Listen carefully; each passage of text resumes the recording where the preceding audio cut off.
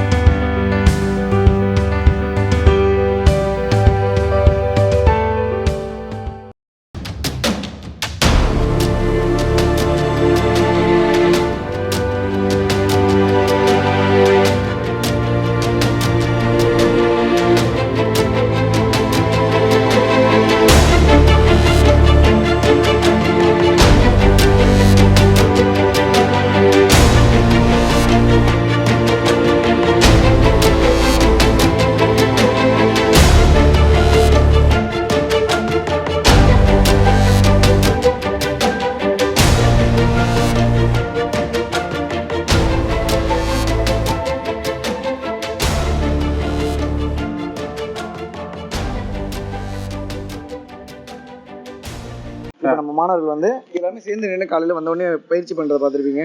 முதல்ல ஆரம்ப சுற்று எல்லாமே முடிச்சிடுவாங்க. அதில் நம்ம ஒரு சுற்று மட்டும் தான் போட்டிருக்கோம். ஏன்னா இடம் வந்து அவங்க தனித்தனியாக பயிற்சி பண்ணும்போது தான் கொஞ்சம் இடம் வசதி நமக்கு இருக்கும். ஏன்னா நமக்கு இப்போ அந்தளவுக்கு மிகப்பெரிய இட வசதி இல்லை, பொருளாதார வசதி ரொம்ப கம்மியாக இருக்கிறதுனால இந்த கோயிலோட நிர்வாகத்தின் மூலிமா நம்ம திருக்கோயில் தான் ரொம்ப வருஷமா நம்ம எடுத்துக்கிட்டு இருக்கோம். ஒரு 2-3 வருஷமா இங்கே தான் எடுத்துட்டு இருக்கோம். நாங்கள் ஆரம்பத்தில் பயிற்சி எடுக்கும்போது கூட எங்களோட ஆசான் வீட்டில் போய் கற்றுக்கிட்டோம். அதுக்கப்புறம் இங்கே வந்து எங்கள் ஆசான் மூலியமா நாங்கள் எங்களால் சரியாக போக முடியாத காரணத்தினால. யார் உங்கள் ஆசான்? என்னோட ஆசான் வந்து சுப்பிரமணியன் சொல்லிட்டு நந்திநல்லூர்ல இருக்காங்க. அவங்களும் சரியில பயிற்சி கொடுத்துட்டு இருக்காங்க. அந்த அணிலிருந்து நான் வெளியில வந்து தனக்குன்னு ஒரு அணியை உருவாக்கி நான் இப்போ பயிற்சி. எங்களோட அணி பேரு, எங்களோட அணி பேர் வந்து இளைய வீரத்தமிழர் சிலம்பாட்ட கழகம். இளைய வீரத்தமிழர் சிலம்பாட்ட கழகம். கம்புல இருந்து, குத்துவரிசையில இருந்து, மான்கொம்பு, வேல்கம்பு, கர்லாக்கட்டை, இந்த மாதிரி பாரம்பரியமான தற்காப்பு கலைகள், அலங்கார சிலம்பம், போர் சிலம்பம் எல்லாமே கற்றுக் கொடுத்துட்டு இருக்கோம். வளரி பயிற்சி நாங்கள் எடுக்க ஆரம்பித்தோம். அதாவது தேனி வரைக்கும் போய் கார்த்திக் ராஜா அப்படிங்கிற ஒரு மூலியமா அங்கே கேம்ப் அரேஞ்ச் பண்ணியிருந்தாங்க. அங்கே 2 நாள் கேம்ப் தங்கி மொத்தம் ஒரு 4 நாள் ட்ரிப்பு மாதிரி ஒரு 35 பசங்களை நாங்கள் இங்கே தான் அழைச்சிட்டு போனோம். தனியாக பேரண்ட்ஸ் யாருமே இல்லாமல் 3 வயசு குழந்தையிலேருந்து டோர்னமெண்ட் மாதிரி அழைச்சி போய் கேம்ப் மாதிரி பண்ணாங்க. அதில் வளரி முகாம் நடத்துனதில் வளரி முகாமில் பயிற்சி பண்ணி நல்லா வளரி விடுறதுக்கும் நல்லா பயிற்சி எடுத்துக்கிட்டு இருக்காங்க. இப்போ நம்மளோட தற்காப்பு கலைகளில் எத்தனை விதங்கள் இருக்குது. நடுங்கம்பு வீச்சு, நடுங்கம்பு பிடிச்சி எப்படி சுற்றுறது, வால்கடை எப்படி சுற்றுறது, கோடாரி எப்படி சுற்றுறது, கல்லாக்கட்டை எப்படி சுற்றுறது, வேல்கம்பு எப்படி சுற்றுறது நம்ம மாணவர்கள் இப்போ உங்களுக்கு செஞ்சுக்கணும்.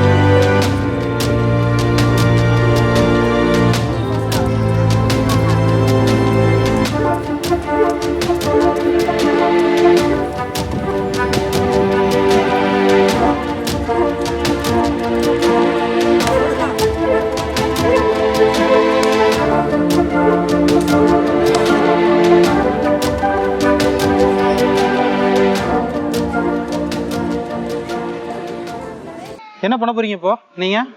குத்து வரிசைனா தடுத்து குத்துறத திரும்ப அந்த பையனுக்கு நல்ல ஸ்பீச். நிலை குரு வணக்கம் பண்ணிட்டு குத்து வரிசை இது பண்ண போறீங்க. இந்த காலத்துலயும் சரி அந்த காலத்துல எல்லா இடத்துலயும் கம்புக்கும் ஆயுதமும் எடுத்துட்டு போக முடியாது. அப்ப ஆயுதமும் எதுவுமே இல்லாம தங்களை தற்காத்துக்கிறது எப்படி அப்படிங்கறத குத்து வரிசை மூலம், அதாவது கை பயிற்சி, கையிலே போடுற பயிற்சி இது. அதை குத்து வரிசையா குரு வணக்கமா பண்ணி காட்ட போறாங்க.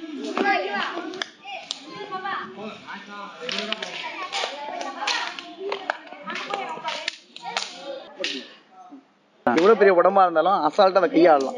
எங்கிட்ட பாத்தீங்கன்னா உடம்பு இளைச்சவங்க மட்டும் தான் இதெல்லாம் வேகமா பண்ண முடியும். இல்ல உடம்பு தடிமனா இருக்கிறவங்க கூட அசால்ட்டா கம்பு சுத்துற ஆளுங்கெல்லாம் நம்ம கிட்ட இருக்காங்க. இப்ப அவங்க மூலியமா உங்களுக்கு ஒரு பயிற்சி பண்ணுங்க. சூப்பருங்க, நல்ல விஷயம்.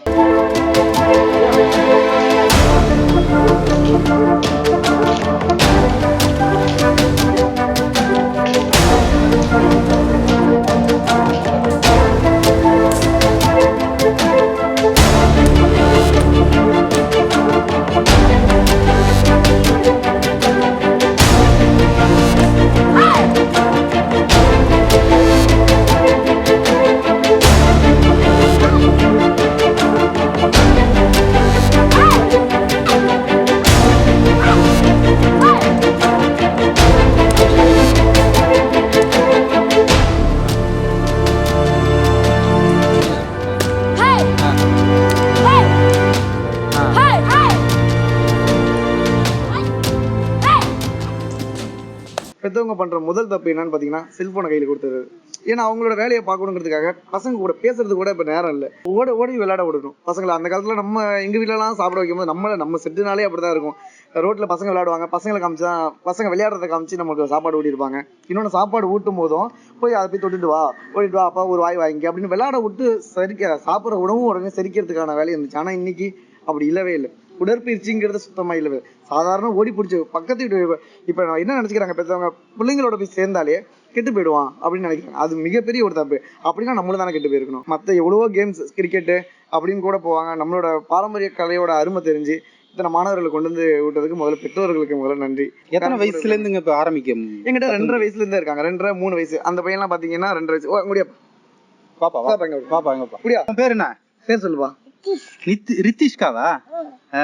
நல்லா கம்பு சுத்துவியா? கத்துக்கிட்டு இருக்கியா? மாஸ்டர் நல்லா சொல்லி தர்றாரு ஆசானு. அது ஒரு விளையாட்டாவும் போய் அந்த காலத்துல தற்காப்பு கலையை வந்து வெள்ளைக்காரங்க ஆட்சி வந்ததுக்கு அப்புறம் நம்மளோட அடக்குமுறையில வளரிலிருந்து எல்லா ஆசானங்களையுமே தூக்கு தண்டனை கொடுத்தாங்க.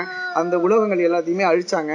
அந்த அழிச்சதுக்கு அப்புறம் இந்த கலையை வந்து கோயில் விழாக்கள்லயும் இந்த மாதிரி ஃபங்க்ஷன்லயும், அதாவது இந்த மாதிரி கோயில் விழாக்கள், திருமண ஃபங்க்ஷன்லயும் விளையாட்டை கற்றுக் கொடுத்து மறைவான காட்டுப்பகுதி மலைப்பகுதியில மறைவாக கற்றுக் கொடுத்து இந்த கலையை காப்பாத்திட்டு வந்து இன்னைக்கு எங்க கையில கொடுத்துருக்காங்க.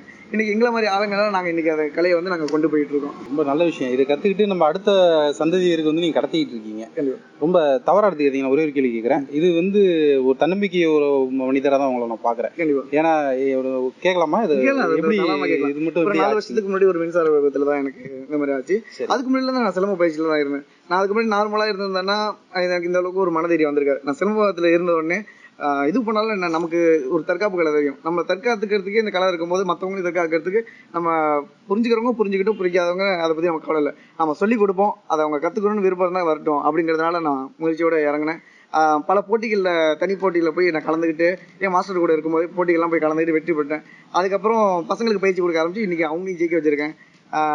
மலேசியாவில் போன வருஷம் 2019 நடந்த வேர்ல்டு லெவல் சாம்பியன்ஷிப்பில் 3rd ப்ரைஸ் அடிச்சிருக்கோம். வெறும் 11 வயசுக்குள்ள உள்ள பசங்களை வச்சு. ரொம்ப நல்ல விஷயம். அடுத்த சந்ததியினருக்கு இந்த கலைகளை வந்து உங்களுக்கு முன்னோர்கள் கற்றுக் கொடுத்தாங்க, உங்களோட ஆசானங்கள் கற்றுக் கொடுத்துட்டு இருக்காங்க. இந்த சின்ன குழந்தைங்கள்லாம் பார்க்குறப்ப அவ்வளோ சந்தோஷமா இருக்கு. ஏன்னா சின்ன பசங்க அவ்வளோ அழகாக சுற்றிட்டு இருக்காங்க.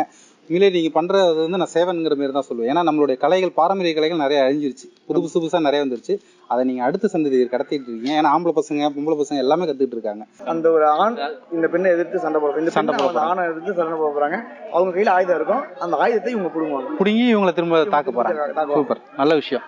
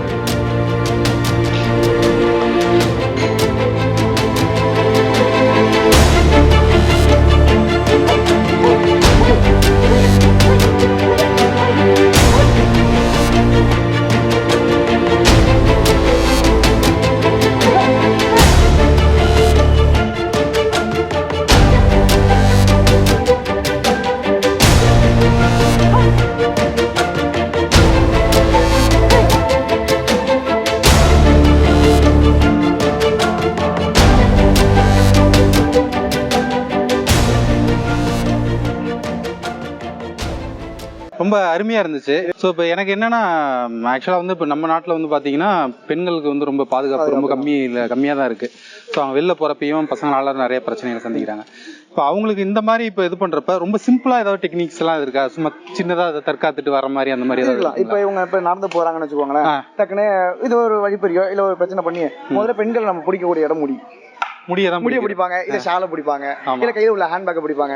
அதை பிடிக்கும் போது அவங்களை எப்படி கீழே தள்ளி ஒரு அடி கரெக்டான ஒரு இடத்துல அடிச்சா எந்திரிக்க முடியாது. அடி போயிட்டு இருக்காங்கன்னே வச்சுக்கோங்க, நடந்து போயிட்டு இருக்காங்கன்னா திடீர்னு வந்து இவர் வந்து ஒரு அட்டாக் பண்றாரு. ஒரு பையன் வந்து ஒரு பொண்ணை வந்து திடீர்னு அட்டாக் பண்ண வரான். அதை எப்படி வந்து அவங்க தற்காக்குறாங்க, அதுதான் பார்க்க போறோம். பிடிச்சிருக்குன்னா இந்த காலை பின்னாடி எடுத்து போட்டு இதுல மடிச்சு கீழே போட்டு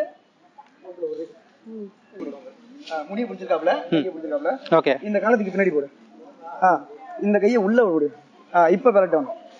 ஓகே, பிடித்தாலே மாஸ்டர் நீங்களே வந்து சொல்லி காமிங்க உங்களுக்கு எப்படிங்கிறத. இப்ப நீங்க சொன்னீங்களே, சோ இது எல்லாருக்குமே தேவைப்படும் நல்ல விஷயம் இது.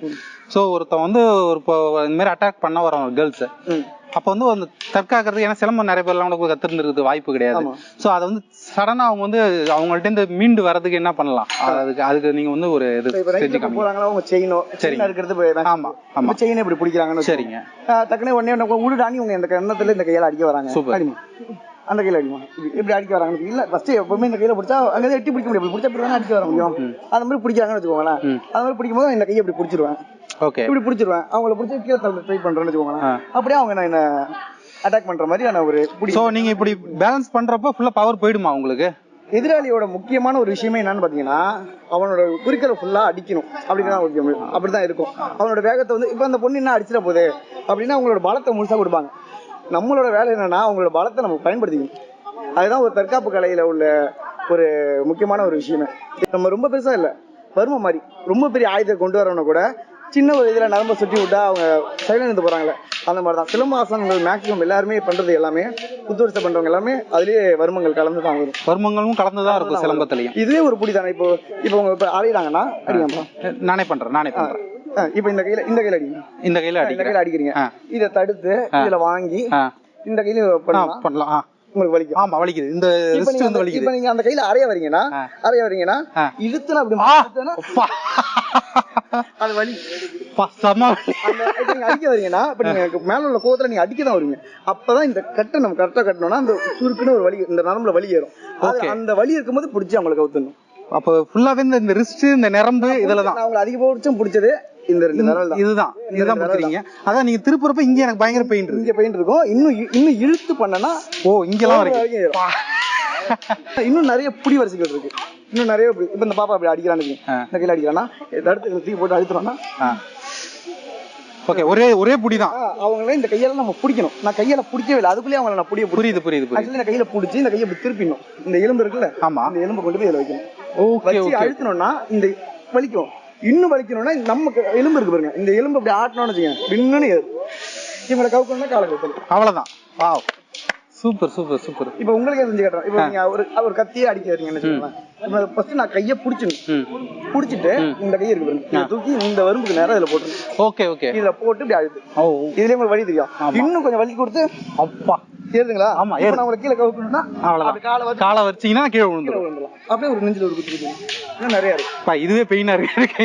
ரொம்ப நல்ல விஷயம் பண்ணியிருக்கிறாரு இவர். சொன்னது என்னன்னா நிறைய நம்ம நாட்டுல வந்து பெண்களுக்கும் குழந்தைங்களுக்கும் நிறைய பாதுகாப்பு இல்லாம இருக்கும். நைட்ல எல்லாம் பெண்கள் எல்லாம் போயிட்டு இருக்கும்போது அவங்களுக்கு செயினை பறிக்கிறது, டீஸ் பண்றது, அது மாதிரிலாம் இருக்கும். இவர் சொல்ற இந்த டெக்னிக் எல்லாம் பார்க்கும்போது ரொம்ப சிம்பிளான டெக்னிக் தான், ரொம்ப பெருசா இல்லை. இதெல்லாம் கத்துக்கிட்டோம்னா நம்ம நாட்டு பெண்களுக்குமே எல்லாத்துக்குமே ரொம்ப யூஸ்ஃபுல்லான ஒரு விஷயம் தான் சொல்லிடுறாரு. சிலம்பத்துல இந்த அளவுக்கு இருக்குங்கிறது எனக்கு தெரியவே தெரியாது. ஸோ நம்ம தேவைப்பட்டுச்சுன்னா அடுத்தடுத்து நம்ம செக்மெண்ட்ஸ்ல அடுத்தடுத்த எபிசோட்ஸ்ல எப்படிலாம் இன்னும் நல்லா எக்ஸ்ப்ளோர் பண்ணலாம், என்னென்ன விஷயங்கள்லாம் இன்னும் டெக்னிக்ஸ் எல்லாம் கற்றுக் கொடுக்கலாம் அப்படிங்கிறது கூட நம்ம அவர் விருப்பப்பட்டாருன்னா கண்டிப்பா அவர் சொல்லிக் கொடுப்பார் நம்மளுக்கு. உங்களுக்கு அந்த மாதிரி தேவைகள் ஏதாவது இருந்துச்சுன்னா கமெண்ட் செக்ஷன்ல சொல்லுங்க, பார்த்துட்டு அடுத்த எபிசோட்ஸ் அந்த வீடியோஸ்லாம் கூட நம்ம போடலாம். சூப்பர், நல்ல விஷயம், அது நல்ல விஷயம், நல்ல டெக்னிக் சொல்லி கொடுத்தீங்க. நீங்க சொன்னது வந்து பயங்கரமா இருக்கு, ரொம்ப உண்மையா. கண்டிப்பா எனக்கு பெயின் இருந்துச்சு. நீங்க சொன்னது வந்து நிறைய பேருக்கு பிடிக்கும் போது உங்களுக்கு பெயின் இருக்குன்னா திறமையா இவங்கள மாதிரி இந்த கையோட நல்லா பலுவா இருக்கிறவங்க பிடிச்சாங்கன்னா சரியான குழந்தையில இருந்து பெண்களும் கத்துக்கலாம், எல்லாருமே கத்துக்கலாம். பேங்க்ல வேலை பார்க்குற பொண்ணுங்க கூட வந்து பயிற்சி எடுத்துட்டு போயிட்டு இருக்காங்க. சூப்பர், நல்ல விஷயம். அவங்களையும் இன்ட்ரோடியூஸ் பண்ணி கண்டிப்பா ரொம்ப நல்ல விஷயம் பண்ணிட்டு இருக்கீங்க நீங்க. சோ இன்னும் அடுத்தடுத்து என்னங்கிறது பார்க்கலாம். மான் கொம்பு நம்ம படத்தெல்லாம் பார்த்திருக்கோம், செம பெருசா இருக்கு.